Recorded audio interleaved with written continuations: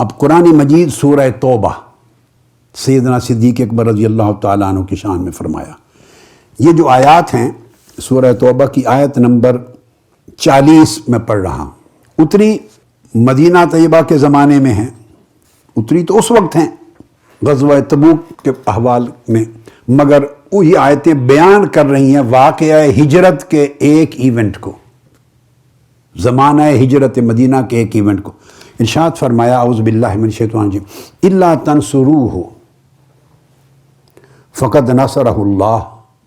لوگو اگر تم نے میرے محبوب محمد صلی اللہ تعالیٰ علیہ وسلم کی مدد نہ بھی کی،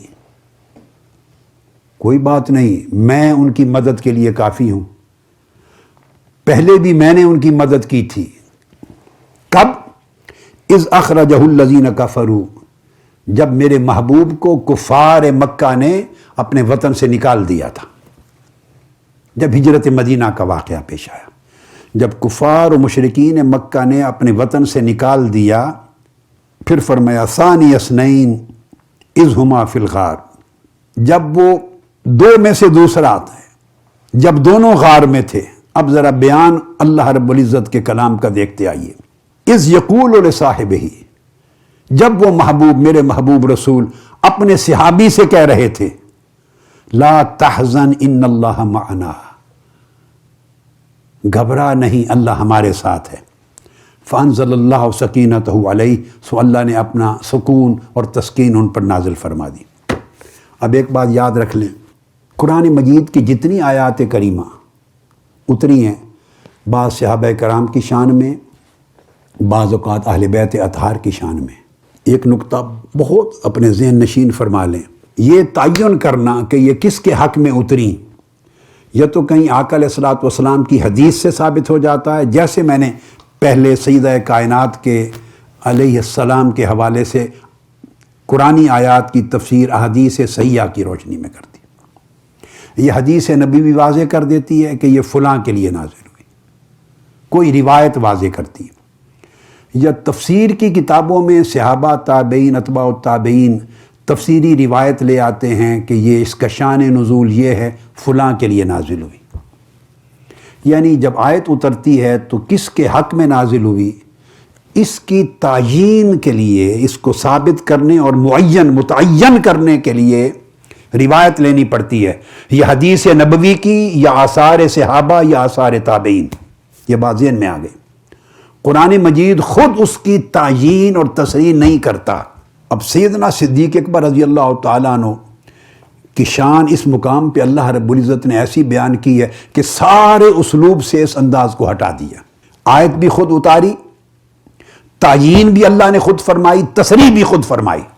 پھر ہر آیت کی تعیین کرتے ہوئے اقوال مختلف ہوتے ہیں. بعض نے کہا یہ فلاں کے حق میں اتری، بعضوں نے کہا فلاں کے حق میں اتری، بعضوں نے کہا فلاں کے، اقوال مختلف. یہ ایک مقام ہے پورے قرآن مجید میں، ایک مقام ہے. کن کی شان میں اتری، اس پر نہ اہل سنت کی کتب تفسیر میں اختلاف ہے، نہ اہل تشیع کی کتب تفسیر میں اختلاف ہے. آپ اندازہ کر لیں، یہ ایک ایسی آیت ہے جس پر اہل سنت اور اہل تشیع دونوں میں سے کسی کی ایک کتاب اور روایت میں بھی اختلاف نہیں. تمام مذاہب متفق ہیں. اور وہ کیا، کیسے متفق ہیں؟ اس کی وجہ یہ ہے اس آیت میں 3 مرتبہ اذ کا لفظ آیا ہے. اذ، جب، اذ کا معنی ہے جب. تشخیص کی گئی ہے، 3 تشخیصات کی گئی ہیں اس آیت کریمہ میں، تاکہ بھول کر بھی کوئی، غلطی سے بھی کوئی یہ نہ کہے کہ فلاں کے حق میں نہیں بلکہ فلاں کے حق میں ہے. تعیین کرنے میں مغالطے کے سارے دروازے بند کر دیے. ان کو کہتے ہیں تشخیصات، تعین، تعیینات. 3 مرتبہ ایک ہی آیت میں اذ کے لفظ آئے ہیں.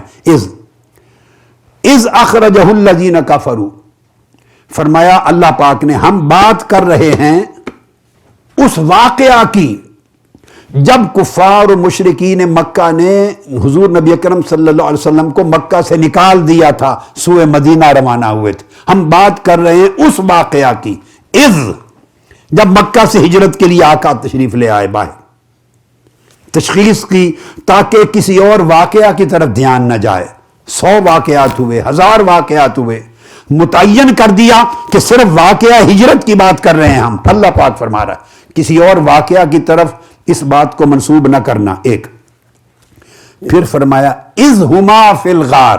اسی آیت میں اذ کا لفظ دوبارہ آیا. اس میں تشخیص مکان کیا کہ سوال پیدا ہوتا ہے ٹھیک ہے واقعہ ہجرت کی بات کر رہے ہیں مگر کس جگہ کی؟ ہجرت میں کئی جگہیں آئیں، کئی مقامات آئے، کئی مکانات آئے، کس جگہ کی بات کر رہے ہیں؟ اللہ پاک نے یہ راستہ بھی کھلا نہیں رکھا. کوئی کہے جی فلاں جگہ کا واقعہ، کوئی کہے فلاں جگہ کا واقعہ، فلاں مقام کا واقعہ. نہیں، فرمایا اذ ہما فی الغار. اس جگہ کا واقعہ جب دونوں غار ثور میں تھے، جبل ثور کی غار میں تھے. تو تشخیص مکان بھی کر دیا، واقعہ کی تشخیص بھی کر دی، تعیین کر دی، اور جگہ اور مقام کی تشخیص اور تعیین بھی کر دی جب دونوں غار ثور میں تھے. اس کے بعد فوری بات تیسری مرتبہ پھر اذ کا لفظ آیا ہے. اذ یقول لصاحبہ لا تحزن ان اللہ معنا. اور ہم بات کر رہے ہیں پھر اس غار ثور میں اس وقت کی جب ہمارے رسول اپنے وفادار صحابی سے یہ کہہ رہے تھے، اور اس غار میں جب میرا محبوب رسول اپنے وفادار صحابی سے، رفیق سفر سے یہ فرما رہے تھے. تشخیص وقت بھی کر دی جب یہ فرما رہے تھے لا تحزن ان اللہ معنا، گھبرائیں نہیں اللہ ہمارے ساتھ ہے. اس وقت کی. اور اگر خیال آئے کہ کئی صحابی ہوں گے ساتھ، کس سے فرما رہے تھے؟ فرما دیا ثانی اثنین، نہیں کوئی تیسرا نہیں تھا، تھے ہی دو. ایک مصطفیٰ تھا، ایک ابو بکر صدیق تھا. ثانی اثنین، وہ تین نہیں تھے کہ کوئی گمان کرے کس سے فرمایا، کس سے کہہ رہے تھے. نہیں، فرمایا تھے ہی دو. ایک مصطفیٰ تھے صلی اللہ علیہ وسلم، اور ایک ان کے رفیق غار تھے صدیق اکبر. اور وہ فرما رہے تھے لصاحبہ.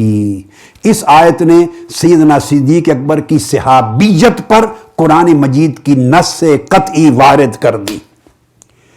واحد صحابی ہیں جن کے صحابی ہونے پر قرآن کی نص سے قطعی اور نص سے صریح آئی ہے، کسی اور کے لیے نہیں آئی.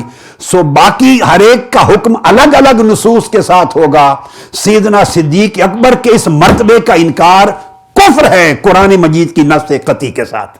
واحد ایک شخص ہیں سیدنا صدیق اکبر رضی اللہ تعالیٰ عنہ، جن پر قرآن کی آیت 3 تشخیصات اور تعیینات کے ساتھ اور تصریحات کے ساتھ قطعی طور پہ آئی ہے.